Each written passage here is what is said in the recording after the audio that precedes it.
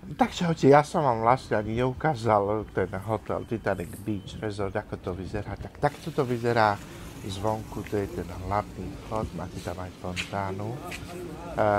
Ideme dovnútra, samozrejme bezpečnosť musí byť. A toto je lobby. Kúknite na to, krásne. Vprostred veľký stôl s kvetinami. Nádhera to tam je. Pozrite na to, tie schody dole, úplne ako sa volala, Jack a... Ako sa volala z toho filmu, hej, nespomeniem si, z Titaniku, jak tam dole išla po tých schodoch. Tie klemby sú nádherné tam, pozrite sa na to. Toto som ja, predvádzam sa zase. Takže tak, ďalší výhľad, pozrite na ten šandelír.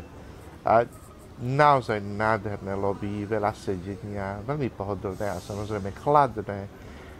Hej, to je treba v tých teplotách.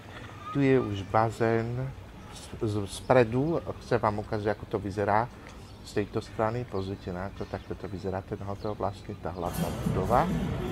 Toto už sú ďalšie chodby sedenia, tam po strane sú bary, veľa sedenia, veľmi pohodlné to je, tam prinesú vám drink, sadnite si a relaxujete. Je vlastne výhľad spredu, tam sú bazény, tak to vyzerá, to je plno bazénov, a lehátok. Relaxujete tam naozaj veľmi krásne, takto cez most. Prejdete na druhú stranu, týchto mostov tam je veľa. A za chvíľku vám ukážem reštaurácie. Čiže toto je čínska reštaurácia, volá sa Chinatown. Toto je Kau, toto je talianská reštaurácia. Veľmi dobrá naozaj.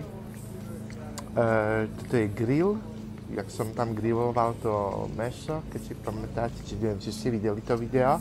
Tam je lebanonská, tam hore potom je japonská reštaurácia, ešte tam je aj mongolská. Čiže je tam toho veľa naozaj. Ďalší výhľad na areál celý. Toto je vlastne akvapark. Hej, tam sa deti vybláznia, ale že veľmi. A tam už je pláž. Tu máte tie stánky, kde si môžete kúpiť tie atrakcie všelijaké. Samozrejme aj uteráky. Volejbal tam môžete hrať. Je tam toho veľa, aj reštaurácia. Super je to tam naozaj krásne. Na pláži piesok. Super.